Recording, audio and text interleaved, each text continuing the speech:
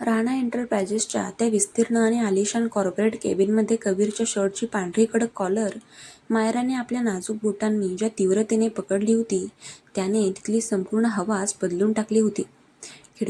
बाहेर मुंबई शहराचे दुपारचे कडक ऊन पडले होते आणि रस्त्यांवरून जाणाऱ्या गाड्यांचा कोलाहल सुरू होता. पण या बंद काचेच्या खोलीमध्ये वातानुकूलित यंत्रणेचा थंड गारवा असूनही वातावरण कमालीचे तापले होते. कबीरने मागे सरकण्याचा किंवा तिचा हात झटकण्याचा अजिबात प्रयत्न केला नाही. उलट त्याचे तीक्ष्ण, गडद आणि नेहमी मग्रुरीने भरलेले डोळे मायराच्या त्या डबडबलेल्या पण तरीही करारी डोळ्यांवर खिळले होते. मायराचा श्वास वेगाने चालला होता. तिच्या छातीची धडधड कबीरला त्याच्या स्वतःच्या छातीवर स्पष्ट जाणवत होती. कबीरने हलकेच आपले दोन्ही मजबूत हात पुढे आणले आणि एका अत्यंत वेगवान आवेगामध्ये मायराच्या नाजूक कमरेभोवती घट्ट विळखा घातला.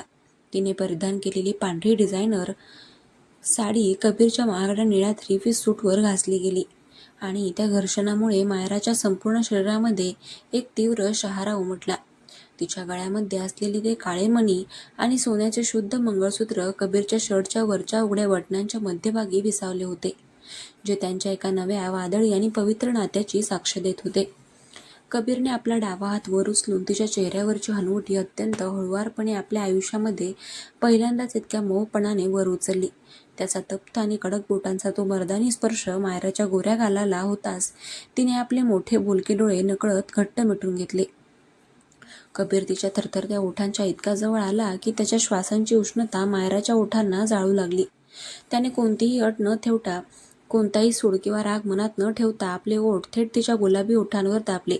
ते चुंबन आधीच्या रात्रींसारखे क्रूर किंवा अधिकारवाणीचे नव्हते, तर त्यामध्ये दोन कट्टर शत्रूंच्या मनातील अहंकाराची राख होऊन उमललेल्या अथांग प्रेमाचा एक अलवार आणि मादक सुगंध भरलेला होता. मायराचे दोन्ही नाजूक हात जे नेहमी कबीरला दूर ढकलण्यासाठी त्याच्या छातीवर जात असत, ते आज नकळत त्याच्या पिळदार खांद्यावर घट्ट स्थिरावले आणि तिने स्वतःला पूर्णपणे त्याच्या स्वाधीन केले. 20 वर्षांचे कौटुंबिक वैर, दिवसा बिझनेसच्या मैदानात चालणारे कायदेशीर युद्ध आणि एकमेकांना रस्त्यावर आणण्याची ती जीवघेणी स्पर्धा आज दिवसाच्या उजेडामध्ये या एका चुंबनामध्ये पूर्णपणे विरघळून नष्ट झाली होती. कबीरने जेव्हा आपले ओठ हळूच मागे घेतले तेव्हा त्याच्या चेहऱ्यावर तेच त्याचे राजेशाही आणि डॅशिंग हसू होते. पण आज त्यामध्ये मायराला जिंकल्याचा गर्व नव्हता, तर तिच्या प्रेमात स्वतःला हरवून बसल्याची एक मादक शरणागती स्पष्ट दिसत होती. मायराने कबीरच्या छातीवर आपले डोके टेकवले आणि तिच्या मोकळ्या रेशमी केसांचा मोगऱ्यासारखा सुवास कबीरच्या श्वासांमध्ये कायमचा भरून राहिला. कबीरने तिचा हात आपल्या हातामध्ये घेतला, ज्या हातांनी काही वेळापूर्वी संपूर्ण बिझनेस जगताला हादरवून सोडणारा स्विस बँकेचा करार रद्द केला होता. तेच हात आता मायराच्या नाजूक बोटांना अत्यंत हळुवारपणे कुरवाळत होते. दुपारचे 3:30 वाजले होते जेव्हा कबीर आणि मायरा एकत्र राणा साम्राज्याच्या मुख्य इमारतीबाहेर पडले. मीडियाचे कॅमेरे, पत्रकारांची गर्दी गेटवर आधीच जमली होती, कारण टीव्हीवर फ्लॅश न्यूज सुरू झाली होती की राणा आणि सिंघानिया ग्रुपमधील 20 वर्षांचे वैर अधिकृतपणे संपुष्टात आले असून 1200 कोटींचा प्रोजेक्ट आता दोन्ही कंपन्या एकत्र मिळून पूर्ण करणार आहेत. कबीरने स्वतः मायरासाठी गाडीचा दरवाजा उघडला, जे पाहून तिथल्या सुरक्षा रक्षकांना आणि ऑफिसच्या कर्मचाऱ्यांना आपल्या डोळ्यांवर विश्वासच बसत नव्हता. गाडी नरिमन पॉईंटवरून थेट सिंघानिया वाड्याच्या दिशेने वेगाने धावू लागली. रस्त्याने जाताना कबीरने तिचा हात एका क्षणासाठीही सोडला नाही. मायरा खिडकीबाहेर पाहताना विचार करत होती की ज्या घराला वाचवण्यासाठी तिने कबीरच्या घरामध्ये कैदी म्हणून प्रवेश केला, आज त्याच घराची ती अधिकृतपणे अर्धी मालकीण आणि कबीरच्या हृदयाची राणी बनली होती. गाडी जेव्हा सिंघानिया वाड्याच्या विस्तीर्ण आवारामध्ये येऊन थांबली तेव्हा वाड्याचे जुने नोकर धावत बाहेर आले. विक्रम सिंघानिया सोफ्यावर बसून टीव्ही पाहत होते. त्यांच्या डोळ्यामध्ये आनंदाचे आणि समाधानाचे अश्रू तरळत होते. मायराला कबीरच्या हातामध्ये हात घालून घरात येताना पाहून ते सोफ्यावरून उभे राहिले. कबीर अत्यंत नम्रपणे पुढे गेला आणि त्याने आपल्या संपूर्ण आयुष्यामध्ये पहिल्यांदाच कोणासमोर तरी झुकून विक्रम सिंघानियांच्या पायांना स्पर्श करून आशीर्वाद घेतला. विक्रम सिंघानिया यांनी कबीरच्या मजबूत खांद्यावर आपले दोन्ही थरथरते हात ठेवले आणि त्याला उठवून थेट आपल्या छातीशी घट्ट लावले. कबीरचा आवाज कमालीचा गंभीर आणि प्रामाणिक वाटत होता. जेव्हा तो म्हणाला की बाबा, आजवर बिझनेसच्या जगामध्ये आणि बिझनेसच्या युद्धामध्ये माझ्याकडून जे काही चुका झाल्या असतील त्याबद्दल मला माफ करा, पण मी आज तुम्हाला शब्द देतो की कबीर राणा जिवंत असेपर्यंत मायराच्या डोळ्यांमध्ये दुःखाचा एक थेंबही येणार नाही आणि सिंगानिया साम्राज्याची प्रतिष्ठा कायम सर्वोच्च राहील. मायरा आपल्या बाबांच्या कुशीमध्ये शिरली आणि कित्येक वर्षांनी सिंगानिया वाड्यामध्ये वैराच्या धुराऐवजी सुखाचा एक उबदार प्रकाश पसरला. कबीर तिथे उभा राहून आपल्या पत्नीकडे पाहत होता आणि त्याच्या मनामध्ये एकच विचार येत होता की या वाघिणीला दिवसा बिझनेसमध्ये हरवणं जरी अशक्य होतं तरी तिच्या प्रेमाने आज त्याला पूर्णपणे जिंकून घेतलं होतं. विक्रम सिंघानिया यांनी दोन्ही मुलांच्या डोक्यावर हात ठेवून त्यांना आशीर्वाद दिला आणि संध्याकाळपर्यंत दोन्ही घराण्याच्या जुन्या आठवणींना उजाळा देत वाड्यात एक मोठा कौटुंबिक आनंद साजरा करण्यात आला. रात्रीचे ठीक 10:30 वाजले होते जेव्हा कबीर आणि मायरा परत आपल्या राणा मेन्शनवर पोहोचले. आज तो विस्तीर्ण आणि अथांग वाडा पूर्णपणे दिव्यांच्या रंगीबेरंगी रोषणाईने उजळून निघाला होता. जणू काही वाड्याच्या प्रत्येक कोपरा या दोन जीवांच्या एकत्र येण्याचा उत्सव साजरा करत होता.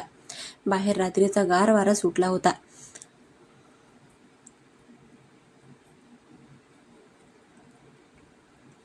आणि आकाशामध्ये विखुरलेल्या चांदण्या लख्ख चमकत होत्या. पावसाचे ढग आता पूर्णपणे निघून गेले होते आणि हवेमध्ये एक मऊ रोमॅन्टिक शांतता पसरली होती. मायरा बेडरूममध्ये उभी होती. तिने तिची पांढरी साडी बदलून आज रात्रीच्या एकांतासाठी गडद लाल रंगाची एक अत्यंत मऊ आणि महागाची सिल्कची रात्रीची नाईटी परिधान केली होती, जिचा मऊ काठ तिच्या उघड्या पाठीवर अत्यंत मादकपणे रेंगाळत होता. तिने आपले लांब काळे आणि रेशमी केस पाठीवर पूर्णपणे मोकळे सोडून दिले होते, ज्यामधून मोगऱ्याचा तेलाचा मंद आणि धुंद करणारा सुवास येत होता. ती खिडकीपाशी उभी राहून रात्रीच्या शांततेकडे पाहत आरशामध्ये स्वतःच्या रूपाचे निरीक्षण करत होती. तिच्या चेहऱ्यावर आता कोणताही सूड, राग, पराभवाची भीती किंवा अहंकार उरला नव्हता. तिथे फक्त कबीरच्या अथांग प्रेमाची एक लाल नशा चढलेली स्पष्ट दिसत होती. तितक्यात पाठीमागून बेडरूमचा मुख्य जड लाकडी दरवाजा अत्यंत संथपणे उघडला गेला आणि कबीरने खोलीमध्ये प्रवेश केला. आज त्याचा अवतार नेहमीपेक्षा पूर्णपणे वेगळा आणि कमालीचा डॅशिंग दिसत होता. त्याने आज त्याचा फॉर्मल 3-पीस सूट, टाय आणि घड्याळ सोफ्यावर काढून फेकून दिले होते. तो फक्त पांढऱ्या रंगाच्या एका मऊ सिल्कच्या कुर्त्यामध्ये आणि पायजाम्यामध्ये होता. शर्टचे वरचे 3 बटणं नेहमीप्रमाणेच उघडे असल्यामुळे त्याचे पिळदार, मजबूत आणि मर्दानी वक्षस्थळ त्या खोलीमध्ये जळणाऱ्या मेणबत्त्यांच्या सोनेरी प्रकाशामध्ये उठून दिसत होते. त्याच्या हातामध्ये आज व्हिस्कीचा कोणताही ग्लास नव्हता किंवा चेहऱ्यावर ती क्रूर शांतता नव्हती. त्याचे तीक्ष्ण डोळे फक्त आणि फक्त मायराच्या त्या मादक रूपावर खिळले होते. त्याने दरवाजा आतून अत्यंत सावकाश लॉक केला, चावी टेबलवर ठेवली आणि तो अत्यंत वजनदार, संत पावलांनी मायराच्या दिशेने चालत येऊ लागला. खोलीमध्ये एका कोपऱ्यामध्ये जळणाऱ्या मेणबत्त्यांचा उबदार प्रकाश त्यांच्या नात्यातील या नव्या आणि अखंड सुरुवातीची वाट पाहत थरथरत होता. कबीरची ती वजनदार आणि संत पावले जशी जशी मायराच्या दिशेने सरकत होती तशी तशी या आलिशान बेडरूममधील मेणबत्त्यांची सोनेरी ज्योत अधिकच थरथरू लागली होती. खोलीमध्ये पसरलेला मोगऱ्याचा धुंद सुवास आणि कबीरच्या अंगातून येणारा तोच ओळखीचा महागडा मर्दानी परफ्यूम हवेमध्ये एकमेकांमध्ये पूर्णपणे मिसळून गेले होते. मायरा खिडकीपाशी तशीच उभी होती, पण आरशामध्ये तिची नजर थेट तिच्या मागे येणाऱ्या कबीरच्या तीक्ष्ण डोळ्यांवर खिळली होती. तिच्या छातीची धडधड आता कमालीची वेगात चालू लागली होती, पण या धडधडीत आता आधीसारखी भीती किंवा संताप नव्हता. यामध्ये फक्त आपल्या पतीच्या स्वाधीन होण्याची एक अनावर मादक ओढ भरलेली होती. कबीरने एक शेवटचे पाऊल टाकले आणि तो थेट मायराच्या अगदी पाठीमागे येऊन उभा राहिला. त्याचा तप्त आणि विशाल देह मायराच्या पाठीला हलके स्पर्श करून गेला, ज्यामुळे तिच्या अंगावर एक तीव्र शहारा उमटला. कबीरने आपले दोन्ही मजबूत कडक हात अत्यंत हळुवारपणे मायराच्या नाजूक खांद्यावर ठेवले. त्याचे अंगठे तिच्या गळ्याच्या त्वचेवरून फिरू लागले, जिथे काल रात्री त्याने घेतलेल्या आवेगी चुंबनाचे लाल निशाण अजूनही अस्पष्टपणे उठून दिसत होते. कबीरने वाकून आपले ओठ मायराच्या उघड्या मानेवर आणि कानाच्या पाळीजवळ नेले. त्याचा तो गरम, वेगवान श्वास तिच्या त्वचेवर आदळताच मायराचे मोठे बोलके डोळे नकळत घट्ट मिटले गेले आणि तिच्या तोंडून एक हलकासा आर्त सुस्कारा बाहेर पडला. मायरा, कबीरचा आवाज रात्रीच्या या सन्नाट्यामध्ये कमालीचा, जड, खोल आणि काळजाचा ठाव घेणारा वाटत होता. आजवर मी या खोलीमध्ये जेव्हा जेव्हा आलो तेव्हा माझ्या मनामध्ये फक्त तुला वाकवण्याचा, तुझा सिंगानियांचा तो ताठा मोडून काढण्याचा अहंकार असायचा. पण आज कबीर राणा या खोलीमध्ये कोणतीही बिझनेस खेळी खेळायला आलेला नाही. आज मी तुझ्या या अथांग प्रेमाच्या दरबारात पूर्णपणे शरण आलो आहे. कबीरचे हे शब्द ऐकताच मायराच्या डोळ्यांच्या कोपऱ्यातून प्रेमाचा एक तप्त अश्रू ओघळला आणि तो थेट कबीरच्या हाताच्या तळव्यावर पडला. तिने हळूच आपले शरीर मागे वळवले आणि ती कबीरच्या अगदी समोर आली. तिने आपले नाजूक गोरे हात कबीरच्या पिळदार छातीवर ठेवले आणि कबीरच्या शर्टचे उघडे असलेले कडक कॉलर आपल्या बोटांनी घट्ट आवळले. तिने आपले मोठे डोळे उघडून थेट कबीरच्या डोळ्यांमधील त्या अथांग आगीचा वेध घेतला, जिथे आता फक्त आणि फक्त तिच्याबद्दलचे अथांग प्रेम ओसंडून वाहत होते. कबीर, मी तरी कुठे वेगळे होते? दिवसा बिझनेसच्या मैदानात मी तुझ्यावर कितीही कायदेशीर वार केले तरी या रात्री खोलीमध्ये तुझ्या मिठीत आल्याशिवाय माझ्या मनाला शांतता लाभत नव्हती. आपण दोघं एकमेकांचा द्वेष करत नव्हतो कबीर, आपण तर एकमेकांच्या प्रेमाच्या आगीमध्ये जळत होतो. मायराचा आवाज कमालीचा हळवा आणि थरथरणारा वाटत होता.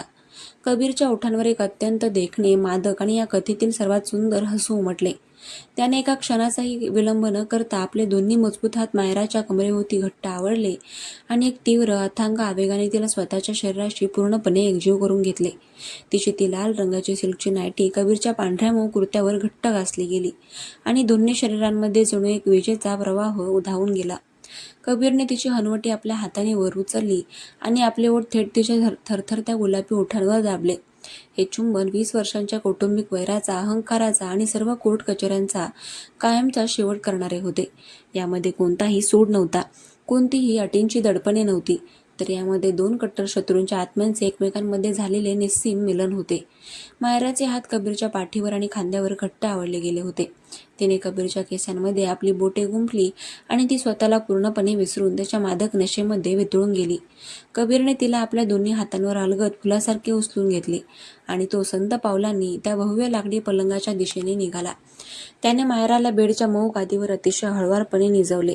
मेणबत्त्यांचा तो उबदार सोनेरी प्रकाश आता हळूहळू एकामागून एक विझत गेला आणि खोलीमध्ये फक्त दोन जीवांच्या श्वासांची, हृदयाच्या ठोक्यांची मादक शांतता पसरली. दिवसा बिझनेसच्या मैदानामध्ये एकमेकांना धुळीला मिळवणारे दोन योद्धे आज रात्रीच्या अनंत काळोखामध्ये जगाचे सगळे नियम मोडून एका अजरामर आणि पवित्र प्रेमाच्या बंधनामध्ये कायमचे एकरूप झाले होते. आता पाहूया काही महिन्यानंतर. मुंबईच्या अरबी समुद्राच्या कडेला असलेल्या त्या विस्तीर्ण बंदरावर आज एक अभूतपूर्व सोहळा सुरू होता. राणा आणि सिंघानिया ग्रुपचा संयुक्त आंतरराष्ट्रीय पोर्ट प्रोजेक्ट आज अधिकृतपणे देशाच्या सेवेसाठी सज्ज झाला होता. संपूर्ण बंदर रंगीबेरंगी फुलांनी आणि दिव्यांनी सजवले होते. बिझनेस जगतातील सर्वात नामांकित हस्ती, मीडियाचे कॅमेरे आणि व्हीआयपी गाड्यांची तिथे तोबा गर्दी झाली होती. स्टेजच्या मुख्य खुर्च्यांवर विक्रम सिंघानिया अत्यंत अभिमानाने बसले होते. त्यांच्या चेहऱ्यावर आता पूर्ण समाधान दिसत होते. तितक्यात अनाउन्सरने माईकवर घोषणा केली, आता मी या महासाम्राज्याचे मुख्य सर्वेसर्वा मिस्टर कबीर राणा आणि मिसेस मायरा कबीर राणा यांना स्टेजवर आमंत्रित करतो. संपूर्ण आवारामध्ये टाळ्यांचा कडकडाट झाला. कबीरने आज काळ्या रंगाचा एक अत्यंत कडक राजेशाही जोधपुरी सूट घातला होता, ज्यामध्ये त्याचा रुबाब एखाद्या राजासारखा दिसत होता. त्याच्या आजूबाजूला मायरा उभी होती. तिने गडद लाल आणि सोन्याच्या जरीचा एक अत्यंत महागडी पैठणी साडी नेसली होती. तिचे केस एका सुंदर आंबाड्यामध्ये बांधलेले होते. गळ्यामध्ये कबीरच्या नावाचे जड सोन्याचे मंगळसूत्र आणि कपाळावर लाल सिंदूर चमकत होता. ती कमालीची सुंदर आणि एका साम्राज्याची सम्राज्ञी वाटत होती. कबीरने तिचा हात आपल्या हातामध्ये अत्यंत खंबीरपणे घेतला होता. दोघे संत आणि करारी पावलांनी चालत स्टेजच्या मुख्य टेबलपाशी आले, जिथं आंतरराष्ट्रीय कराराची कागदपत्रे ठेवलेली होती. कबीरने आपल्या हातातील मोंट ब्लँकचे पेन मायराच्या हातामध्ये दिले. मायराने हसून कबीरकडे पाहिले आणि दोघांनी एकाच वेळी त्या ऐतिहासिक करारावर स्वाक्षरी केली. बिझनेसच्या जगामध्ये ज्या दोन घराण्यांनी एकमेकांचे अस्तित्व संपवण्यासाठी तलवारी उपसल्या होत्या, आज त्याच घराण्यांनी एकत्र येऊन देशातील सर्वात मोठ्या बिझनेस साम्राज्याची स्थापना केली होती. टाळ्यांच्या त्या कडकडाटात कबीर मायराच्या अगदी जवळ आला. त्याने तिचा हात अजून घट्ट पकडला आणि तिच्या कानाजवळ आपले ओठ नेऊन अत्यंत संत, जड आणि मादक आवाजामध्ये म्हटला, दिवसा या महासाम्राज्यावर आपण एकत्र राज्य करू मायरा, पण लक्षात ठेव, रात्री राणा मेन्शनमध्ये आजही फक्त या कबीर राणाचाच हुकूम चालेल. मायराने हलकेच हसून आपले मोठे बोलके डोळे रोखले. तिने कबीरच्या जोधपुरी सूटची कॉलर आपल्या बोटांनी हलकीशी ओढली आणि त्याच्या डोळ्यांमध्ये पाहत ती म्हणाली, मी सांगितलं होतं ना कबीर, रात्रीचा तो खेळ मी आयुष्यभर असाच खेळायला तयार आहे. समुद्राच्या लाटा बंदरावर येऊन आदळत होत्या. विस्तीर्ण आकाश त्यांच्या या यशाची साक्ष देत होते आणि दोन कट्टर शत्रूंचे हे थरारक हाय व्होल्टेज आणि अथांग प्रेमकाव्य एका अत्यंत गोड, यशस्वी आणि अजरामर वळणावर कायमचे पूर्ण झाले होते. तर मंडळी, आपली ही इश्क आणि वाईल्ड लव्ह ही संपूर्ण लव्ह स्टोरी आज या भागावर संपते. तुम्हाला ही पूर्ण लव्ह स्टोरी कशी वाटली ते कमेंट करून नक्की सांगा. आणि सर्वांना एक महत्त्वाची सूचना सांगायची आहे. आपल्या चॅनलवर एक नवीनच लवकरच एक लव्ह स्टोरी सुरू करणार आहोत आणि ती लव्ह स्टोरी पाहण्यासाठी आपल्या चॅनलला सबस्क्राईब करून जरूर ठेवा आणि सबस्क्राईब बटनाच्या शेजारी असलेलं बेल आयकॉन नक्की प्रेस करा, जेणेकरून पुढचा भाग तुमच्याकडून मिस होणार नाही. तोपर्यंत बघत रहा इश्क आणि वाईल्ड लव्ह. भेटूया पुढच्या स्टोरीमध्ये. चलो बाय.